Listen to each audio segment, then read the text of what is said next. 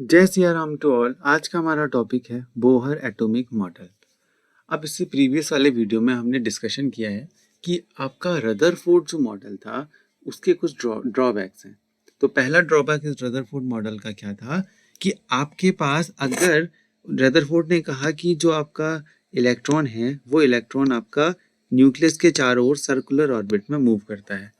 अब electromagnetic theory क्या कहती है कि अगर वो इलेक्ट्रॉन न्यूक्लियस के चारों ओर मूव कर रहा है तो उसका मतलब वो कुछ रेडिएशन को क्या करेगा, इमिट करेगा। अगर वो रेडिएशन को इमिट करता है इसका मतलब क्या हो गया, अगर रेडिएशन इमिट हैं हो रहे हैं इसका डेफिनेटली मीनिंग है कि उसकी एनर्जी कम होगी। और अगर उसकी एनर्जी कम होगी तो धीरे धीरे धीरे धीरे वो इलेक्ट्रॉन क्या हो जाएगा, आपका न्यूक्लियस में गिर जाएगा। तो न्यूक्लियस जो आपका एटम का जो एग्जिस्टेंस है वो खत्म हो जाएगा, मतलब कि स्टेबिलिटी ऑफ एटम को नहीं बता पाए।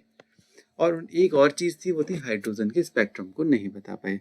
तो अब इन चीज़ों को ओवरकम करने के लिए बोहर ने अपना एक मॉडल दिया। उन्होंने क्या कहा कि कंप्लीटली डिनाई नहीं किया रदरफोर्ड को।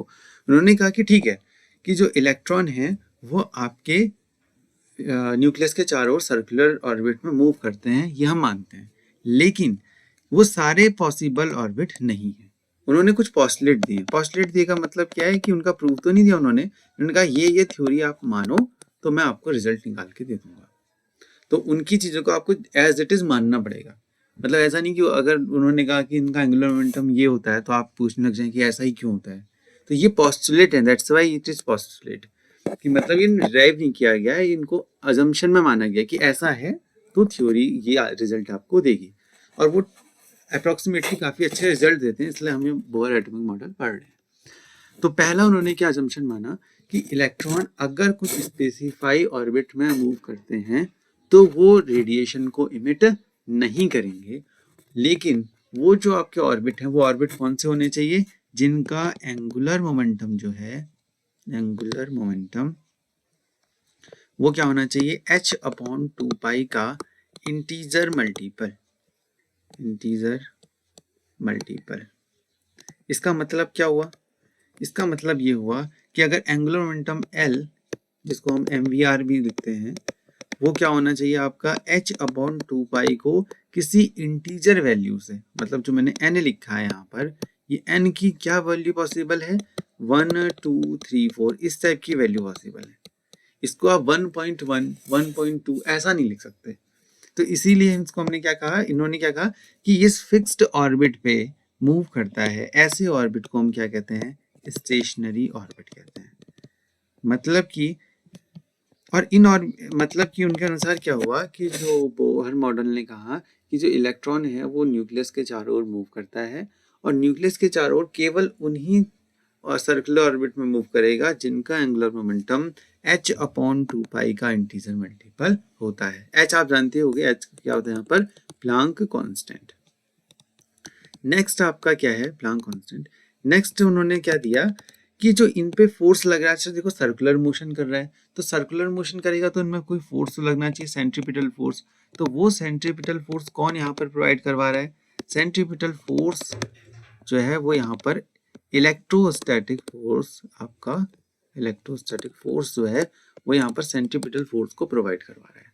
इसका मतलब क्या है कि mv² / r equal to kZe²/r², ये होना चाहिए, क्योंकि ये आपका कौन सा फोर्स है, ये है इलेक्ट्रोस्टैटिक फोर्स और ये है सेंट्रीपिटल फोर्स। तो उन्होंने कहा कि सेकंड पोस्टुलेट क्या कहा उन्होंने कि centripetal force is equal to the electrostatic force in the case of the circular orbit. And third उन्होंने क्या कहा कि अगर कोई इलेक्ट्रॉन, जैसे ये इसके बहुत सारे ऑर्बिट्स हैं, ये एक पॉसिबल ऑर्बिट है, ये एक पॉसिबल ऑर्बिट है, ये एक पॉसिबल ऑर्बिट है, तो अगर अपने ऑर्बिट मूव कर रहा है तो कोई एनर्जी का रिलीज और एब्जॉर्प्शन नहीं है। लेकिन अगर अपने से नीचे जा रहा है, मतलब कि हायर एनर्जी लेवल से, हायर ऑर्बिट से नीचे वाले ऑर्बिट में जा रहा है, तो अपनी एनर्जी को क्या करेगा, रिलीज करेगा। मतलब कि कुछ एनर्जी क्या करेगा, रिलीज करेगा। और अगर नीचे वाले से ऊपर वाले में जा रहा है तो क्या करेगा, एब्जॉर्ब करेगा। मतलब कि एनर्जी तो चेंज होगी इलेक्ट्रॉन की, लेकिन कब चेंज होगी, जब वो अपना ऑर्बिट चेंज करेगा, अदरवाइज एनर्जी में कोई चेंज नहीं आएगा। अब ये जो तीन उन्होंने आपके पोस्टुलेट लिए, इन पोस्टुलेट के आधार पर एनर्जी जो हाइड्रोजन का स्पेक्ट्रम है वो भी डिफाइन हो जाता है और स्टेबिलिटी भी डिफाइन हो जाती है। तो इसका बहुत सारे मैथमेटिकल कैलकुलेशन है कि ये रेडियस कितनी होगी, जो इलेक्ट्रॉन यहाँ पर मूव कर रहा है इस इलेक्ट्रॉन की वेलोसिटी कितनी होगी, इस इलेक्ट्रॉन की एनर्जी अलग अलग लेवल में कितनी होगी, उससे अलग अलग सीरीज कैसे बनेंगी। तो ये सब जो इसका न्यूमेरिकल पार्ट है वो नेक्स्ट वीडियो में मैं डिस्कस करूंगा, जो मैथमेटिकल पार्ट है। फिलहाल आपको समझ में आएगा 3 पोस्टुलेट इसके, जो कि बहुत इंपॉर्टेंट है बोहर एटॉमिक मॉडल के। जय सिया राम टू ऑल।